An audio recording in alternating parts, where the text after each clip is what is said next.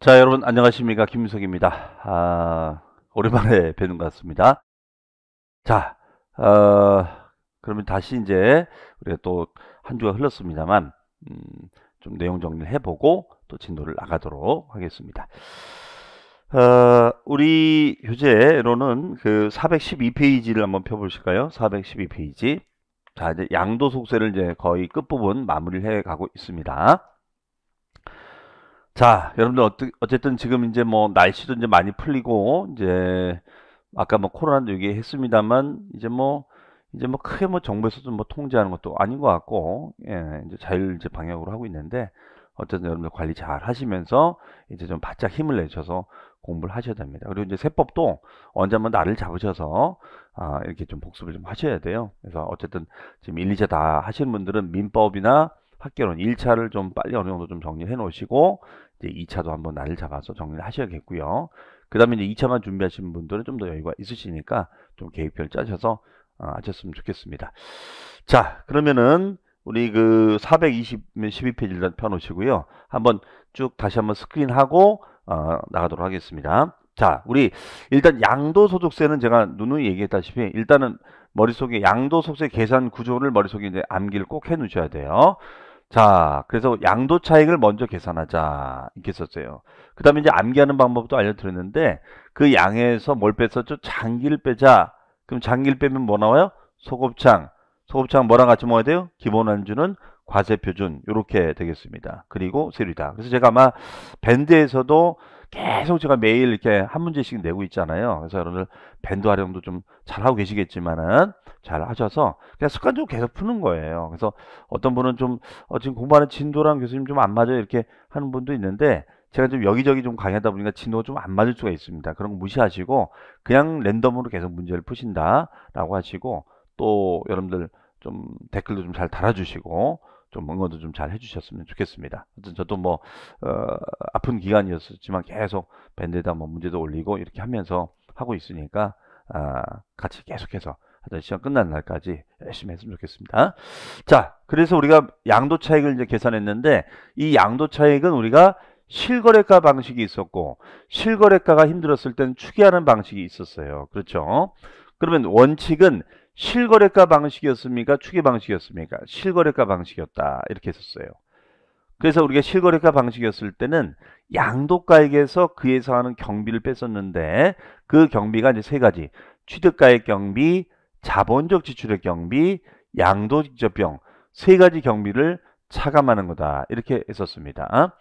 자, 다만 실지 거래가액을 몰랐을 때는 추계로 가자. 그러면 이때 추계하는 방식은 우리가 어떻게 되느냐? 그럼 추계하는 방식이 있었죠? 그래서 혹시 그 주변에 매매 사례가액이 있는지를 봤었고 그 매매 사례가 없다면 감정가액이 있었는지를 봤었습니다. 그 다음에 기준시가. 그래서 양도가액은 매매 사례가액, 감정가액, 기준시가. 그렇죠? 취득가액은 매매 사례, 감정, 환산 또는 기준시가. 특히 환산가액이라는 것은 양도가액은 인지가 돼 있는데 취득가액을 몰랐을 때 환산하는 방식이었었습니다. 그렇죠? 자, 그렇게 해서 정리가 되는 거고. 그 다음에 이제 우리가 추계 방식이었을 때는 이제 계산공제액도 있어요. 계산공제라는 것은 자본적 지출에 가고 양도 직접 비용을 몰랐을 때 이걸 계산하자. 그래서 취득 당시 기준시가에다가 우리가 계산공제를 곱해서 산정을 했었습니다. 등기 시에는 3%, 미등기는 0.3%가 됐었어요. 자, 그렇게 해서 양도 차익을 산정한 다음에는 이 공제를 해줬었는데 얘는 공제 조건이 뭐 있었냐면 3년 이상 보유라. 3년 이상 보유가 되고 그 다음에 등기된 자산이고 토지 건물 조합원의 입주권 요 세 가지만 적용이 됐었습니다. 다만 이때 조합원의 입주권은 원조합원 입주권은 들어가지만 승계조합원은 우리가 제외한다 이렇게 얘기했었죠. 그래서 원조합원 입주권은 들어갔었습니다. 그러면 이제 소득금액이 나오고 거기서 기본공제를 차감해 주자. 그러면 이때 기본공제는 자산별 공제가 아니라 소득별 공제 방식이라고 했었습니다. 소득별 공제 방식은 뭐였냐면 우리가 같은 유형의 자산은 한 번만 서로 다르면 각각 다시 정리해보면 만약에 토지나 건물을 팔았다. 그러면 토지 건물을 묶어서 250만 원 공제가 되는 거고 만약에 토지와 주식을 팔면 유형이 다르죠. 유형이 달랐을 때는 토지도 250, 주식도 250 이렇게 공제가 됐었죠. 500만 원 공제가 됐었습니다. 그리고 연 250만 원 공제가 되는데 이때 미등기 자산은 제외한다. 그러면 등기 자산은 공제가 되는데 미등기는 제외한다. 이렇게 썼습니다. 그리고 과세표시 나오고 세율을 곱해주면 세금이 나오죠. 그럼 이 세금을 이제 신고하고 납부하자. 이렇게 썼습니다. 그리고 이제 세율 같은 경우에는 우리가 가장 높은 게 이제 미등기 자산은 70%, 그다음에 70%가 또 뭐가 있었냐면 1년 미만의 주택하고 입주권 70%, 분양권도 마찬가지였고요. 그다음에 기타 부동산과 권리 등은 우리가 1년 미만 50%, 1년 이상 2년 미만 40%, 2년 이상 6에서 45%, 645가 됐었죠. 그 다음에 주택과 입주권은 776. 네, 그래서 우리가 1년 미만 70%, 766, 1년 이상 2년 미만 60%, 2년 이상 기본세율. 자, 분양권은 1년 이상이면 누진세율이 됐었습니다. 다만 조정지역의 다주택자가 됐을 때는 우리가 2주택자는 몇 프로 할증했었죠? 그렇습니다. 20% 할증. 그래서 26에서 우리가 몇 프로에 65%가 됐었고, 그 다음에 3주택 이상자는 30% 할증이 되는 거니까 36에서 75%까지 할증세율이 적용이 됐었죠. 이렇게 우리가 정리가 되겠습니다. 자, 그렇게 해서 이제 이 세금은 이제 신고하고 납부하는 것인데, 그런데 만약에 미등기 했다. 자, 등기를 하지 않고 미등기 양도를 했다. 그러면은 이때 미등기 양도가 되면 얘는 우리가 장특공제를 공제를 못 받는다. 그 다음에 기본공제를 못 받는다. 이렇게 되겠습니다. 그러면 요 양도차익이 1억 원이 되면 그 다음에 장특공제는 제로가 되는 거고, 그럼 1억이 된다. 그럼 1억에서 기본공제 못 받는 거잖아요. 제로가 되는 거예요. 그러면 1억 원에 대해서 곱하기 70%면 7천만 원의 세금을 내는 거죠. 자, 이 세금을 우리가 이제 신고하고 납부한다. 자, 이렇게 정리가 되겠습니다. 자, 그러면 미등기 양도자산이라는 개념은 어떤 거냐면 등기 이전을 할 수 있는데 안 하는 거에 못 하는 거예요. 안 하는 거에 못 하는 거예요. 안 하는 거였습니다. 그러나 등기 불능적 원인이 됐을 때는 불이익을 받지 않는다. 그럼 등기 불능 못 하는 거잖아요. 못 하는 건 봐주겠다. 이렇게 얘기를 합니다. 그래서 그 412페이지에 보시면은 가로 2번에 등기 의제. 자, 등기 의제에다가 뭐 아마 체크돼 있으실 거예요. 별 표시돼 있죠? 거기다가 자, 여기다가 등기 불능적 원인, 등기 불능적 원인 이렇게 써놓으세요. 그러면 등기 불능적 원인이 됐으니까 얘는 불이익을 받지 않는다. 이런 거예요. 그러면 여기에는 여러 가지가 있는데, 자, 첫 번째 무슨 할부예요? 단기 할부가 아니라 장기 할부예요. 만약에 시험 준비에서 단기하면 틀립니다.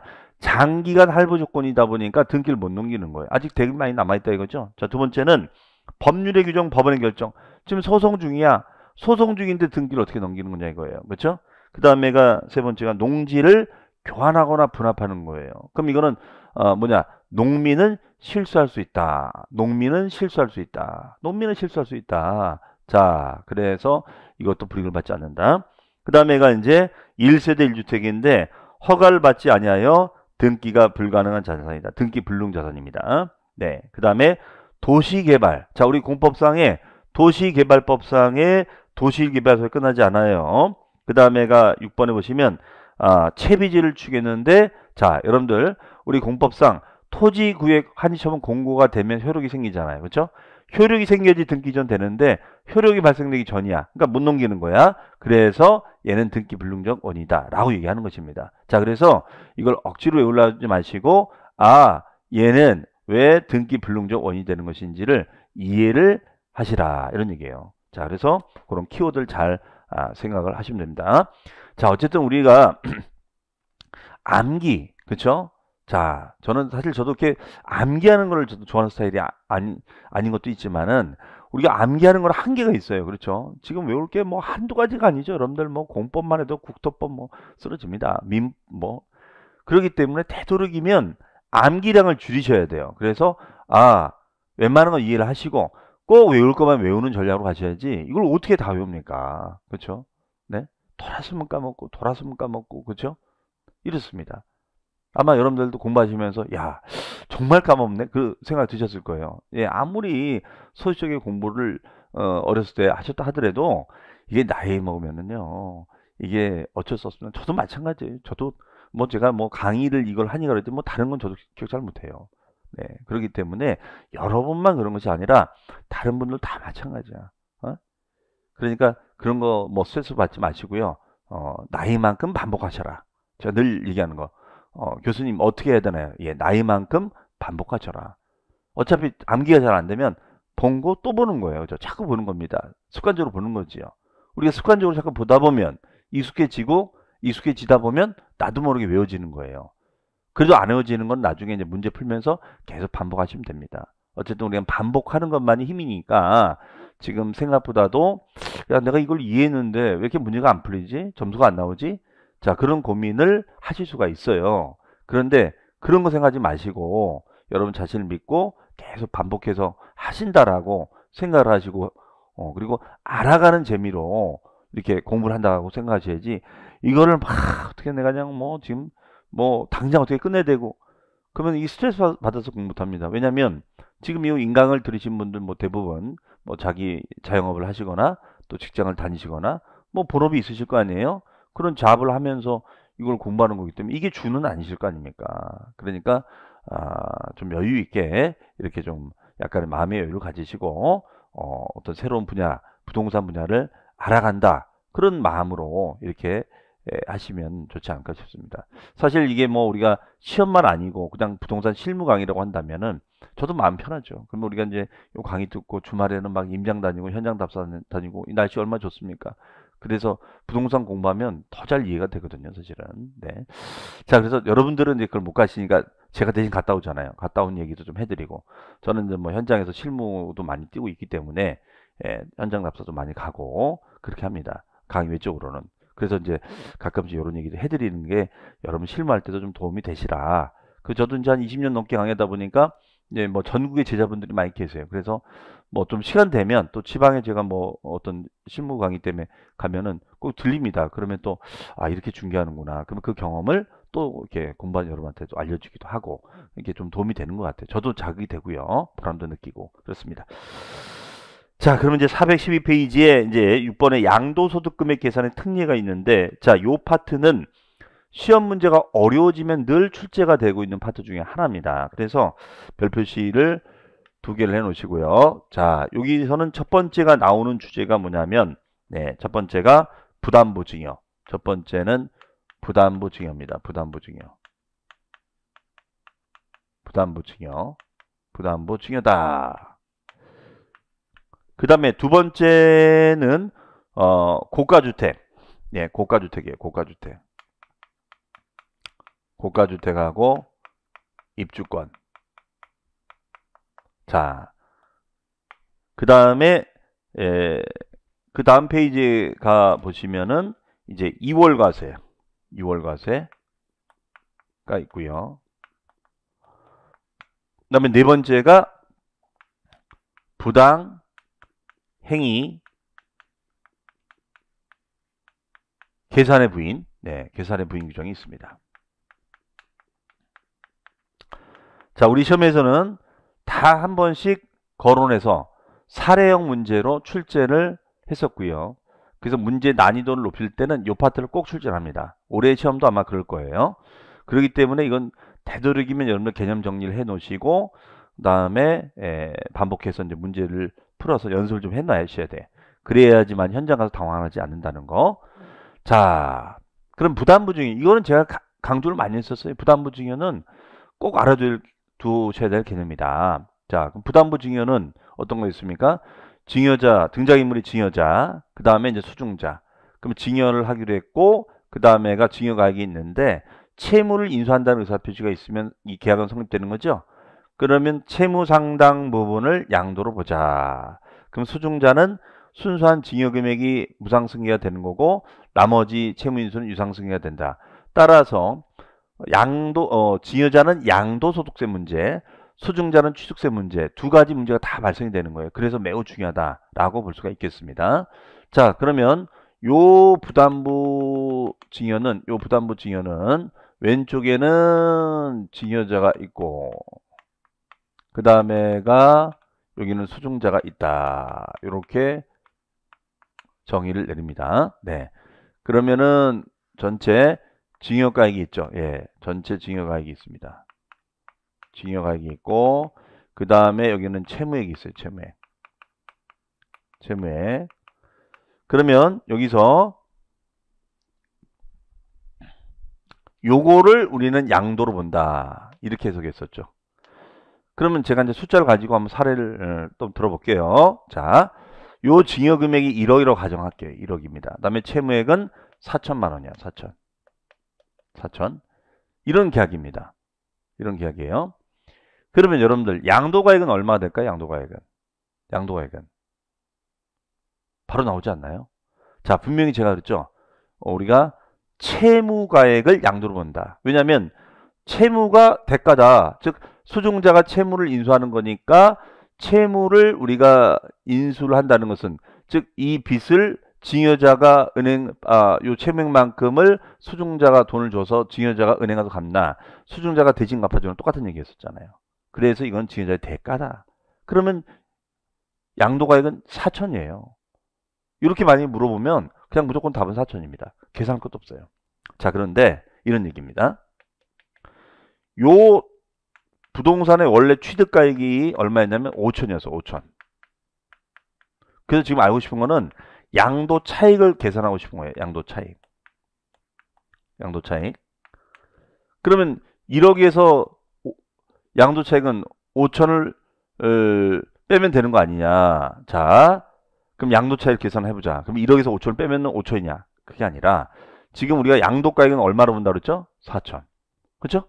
자, 그러면 양도가액이 4천으로 바뀐 거예요.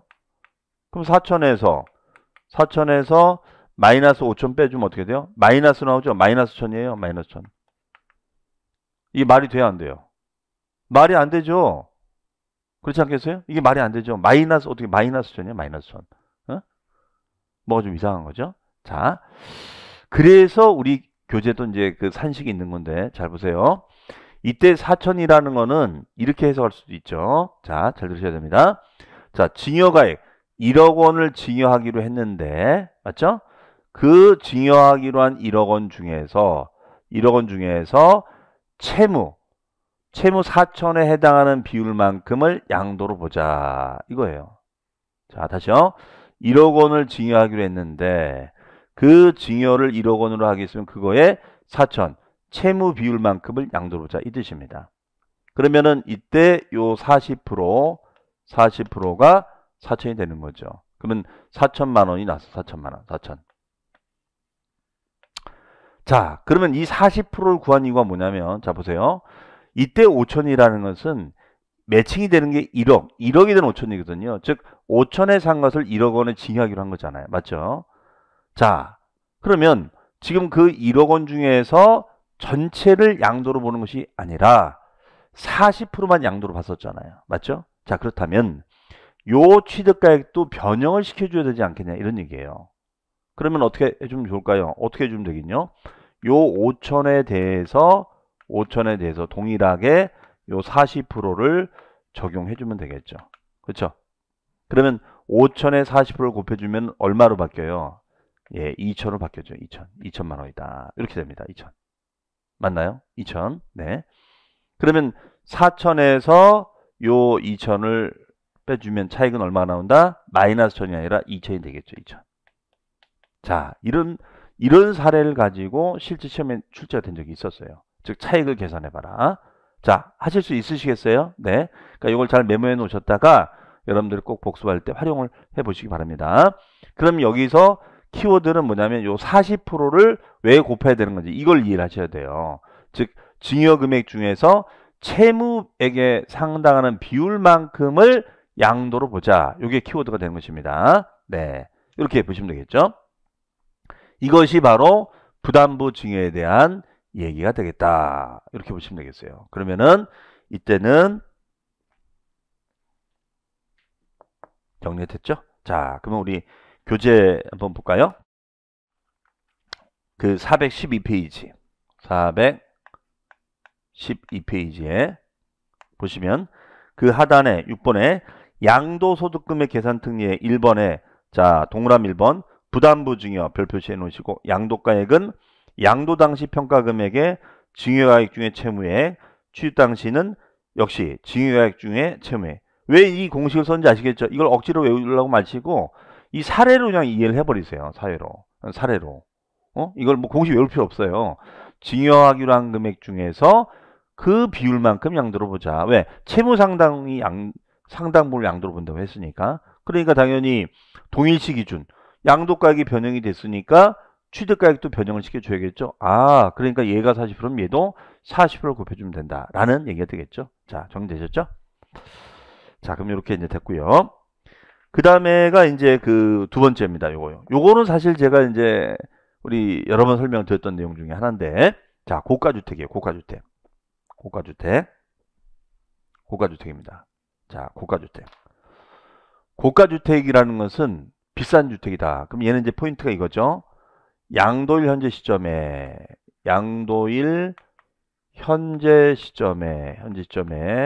한 세대가 하나의 고가주택을 2년 이상을 가지고 있다가 처분하게 되면은 차익이 생겨도 얘는 세금을 비과세를 해준다 안 해준다. 비과세를 안 해주겠다. 이게 비과세 안 해주겠습니다. 이거예요.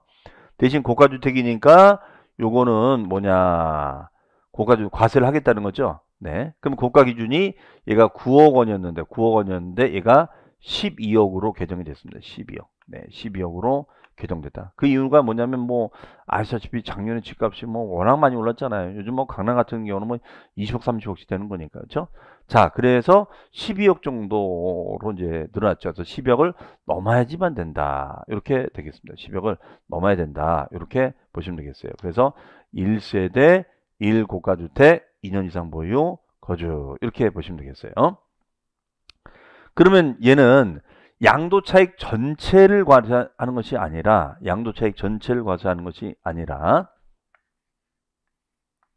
얘는 12억 초과분만큼을 과세하겠다.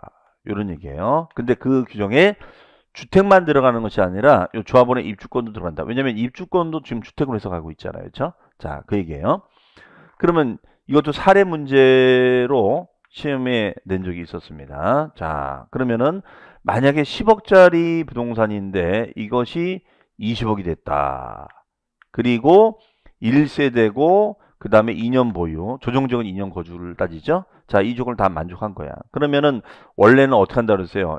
양도차익이 10억이니까 10억에 대해서 세금 다 내야 되는 거잖아요. 그렇죠? 자, 그러면 10억에 대해서 세금을 다 내야 되는 겁니다.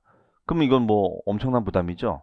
자, 누구는 비과세 주는데 비과세는커녕 10억을 전체를 다 세금 낸다는 것은 이거는 좀 문제가 있잖아요. 자, 그러니까 이런 경우에는 그러면은 12억 초과분으로 양도차익을 변형해서 이 변형된 양도차익에서 장특공제를 해주자 이런 얘기예요. 이렇게 좀 되지 않겠는가? 이해되시겠어요? 그렇죠? 자, 그러면 12억 초과분을 이제 구해야겠죠. 자, 그러면 얘는 10억 곱하기 양도가액 20억이죠. 20억분의 20억에서 마이너스, 자, 12억 초과분이니까 12억을 빼줘야겠죠. 12억. 네. 그럼 여기 얼마 나와요? 8억이 나오죠? 8억 원이 나옵니다. 8억. 네. 그러면 얘는 어떻게 되는 거니까 어떻게 돼요? 428, 45, 20. 5분의 5, 4, 20. 40% 되겠죠? 40%. 그러면 10억에 40%면 얼마가 돼요? 4억 원이 된다. 그러면은 변형된 양도차익이 변형된 양도차익이 4억 원이 되겠죠? 4억 원. 네. 양도차익이 얼마가 되겠어요? 4억이 됩니다. 4억. 그렇죠? 여기 이제 4억. 요걸로 바뀌는 거지. 그렇죠? 그러면 원래는 10억으로 과세를 해야 되는데 4억으로 바뀌는 거니까 벌써 세금을 확 줄일 수 있겠죠. 그래서 꽁 대신 당. 이런 게 꽁 대신 당이죠. 비과세는 못 받을지라도 차익을 많이 줄 수 있는 거니까요. 그러면 이 변형된 차익에다가 장특공제를 해주면 되겠죠. 그러면 4억 원에다가 곱하기 매년 뭐 2%씩 공제가 되는 것도 있고 4%씩 공제가 되는 것도 있었잖아요. 근데는 1세대 1주택일 때는 4%씩 보유기한별, 거주기한별로 공제가 됐었죠. 그렇죠? 자, 이렇게 공제가 된다라고 보시면 되겠어요. 그럼 이제 소득금액이 되고 거기서 250만 원 공제를 빼주면 과표가 되고 세율이 나온다라고 보시면 되겠습니다. 해석이요. 네. 자, 그러면은 여러분들 그 413페이지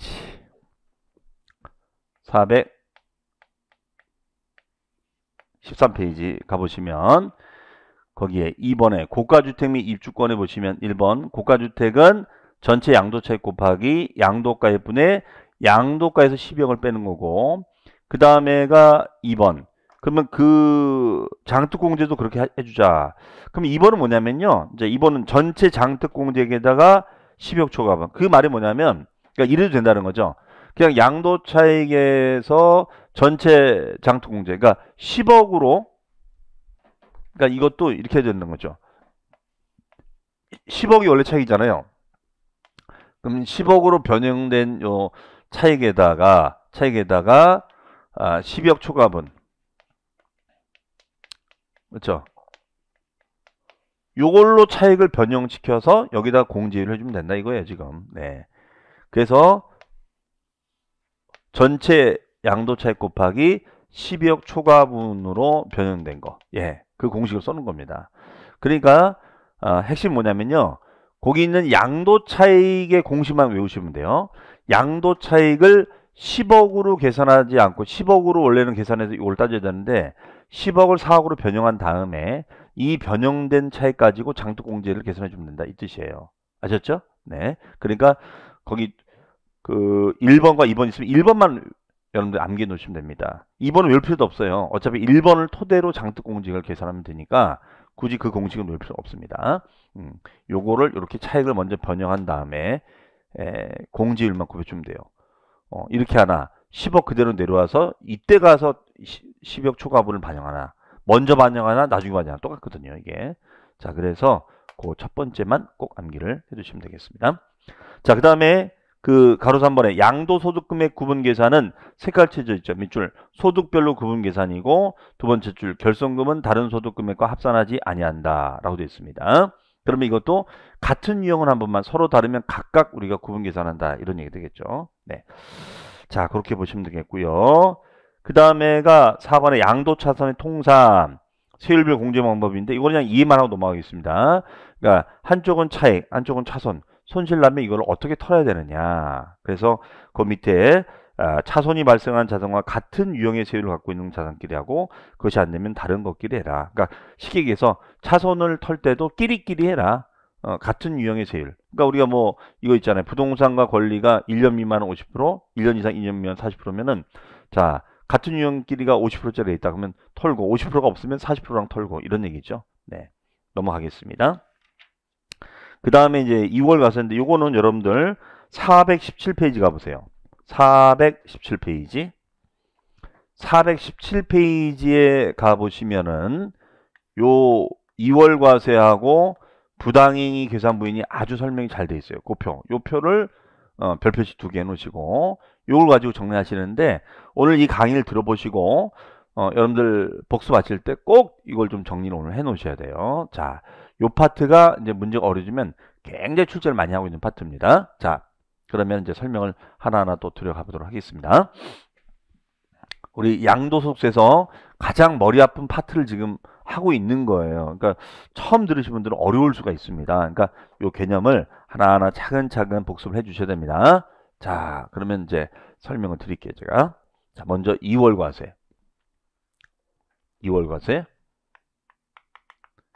2월 과세입니다. 2월 과세. 그럼 2월 과세라는 개념은 뭐냐면 넘긴다 이거예요.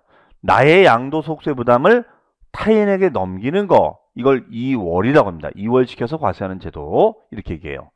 그러면 얘는 등장인물이 있는데, 등장인물이 뭐냐? 저기 남편갑. 그 다음에 이제 부인을이 있어요. 부인을. 자, 부인을이 있습니다. 그 다음에 이제 제3자가 있어요. 제3자. 근데 남편이 왜 이렇게 지금 뭐 부인을 제3자가 필요한 거냐? 자, 남편의 이 부동산의 취득가액은 1억 원이야. 1억 원. 1억 원이 취득가액이에요. 자, 1억 원에 취득을 했어요. 근데 제3자에게 나중에 미래가치를 예상을 해보니까 그 미래가치가 한 3억 정도 되는 거야. 양도를 할 때 보니까. 그러면 이때는 1억에 사서 3억에 우리가 양도가 되는 거니까 차익이 2억 원이 되는 거죠. 자, 그래서 2억 정도를 우리가 예상합니다. 2억 정도를. 2억 정도를. 그럼 2억 원에 대한 세금을 매기는 거예요. 2억 원에 대한 세금을. 그렇죠? 2억 원에 대한 세금을. 그 2억에 대한 세금을 이제 매기는 건데, 매기는 거예요. 근데 고민스러운 거예요. 야, 2억에 대한 세금을 내려니까, 야, 이거 골치 아파 죽겠네. 그렇죠? 자, 그래서 이 부인이 딱, 이렇게 갑자기 아름답게 보입니다. 예, 부인이 아름답게 보여. 그래서 부인한테, 자, 꽃다발을 딱 준비하는 거, 꽃다발.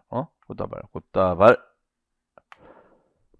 그럼 보통 꽃다발의 목걸이, 뭐, 이건데 이것이 아니라 꽃다발의 등기권리증을 딱 넣어주는 거예요, 등기권리증.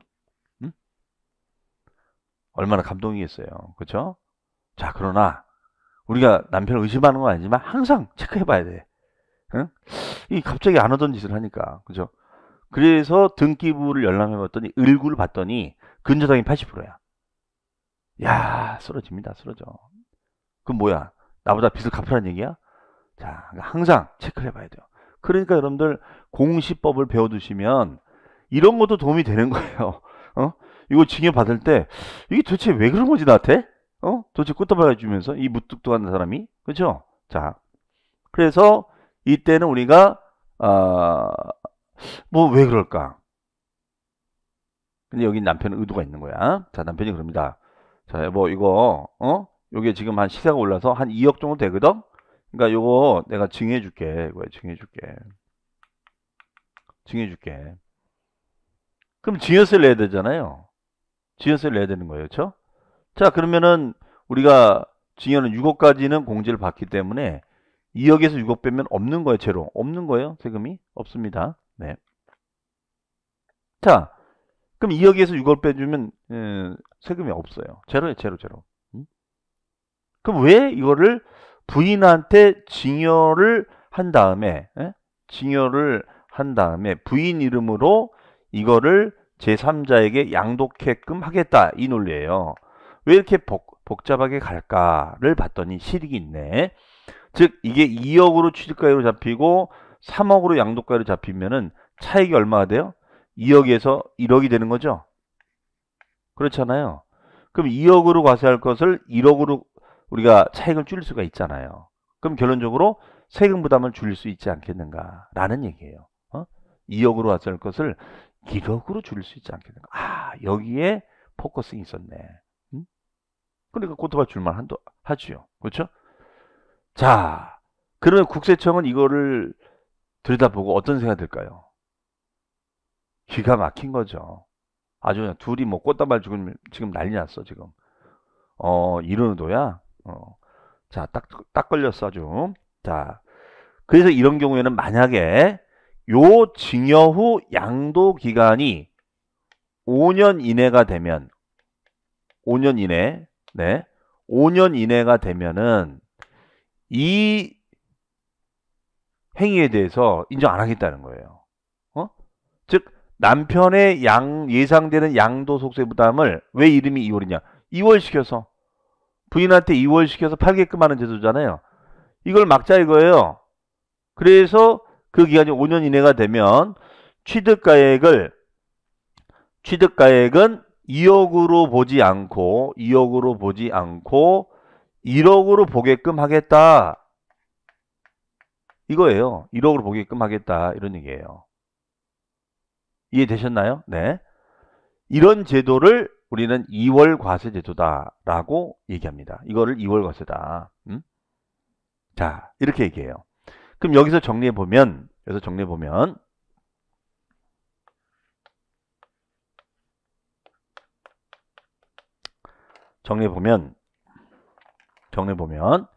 일단은 첫 번째 납세무자.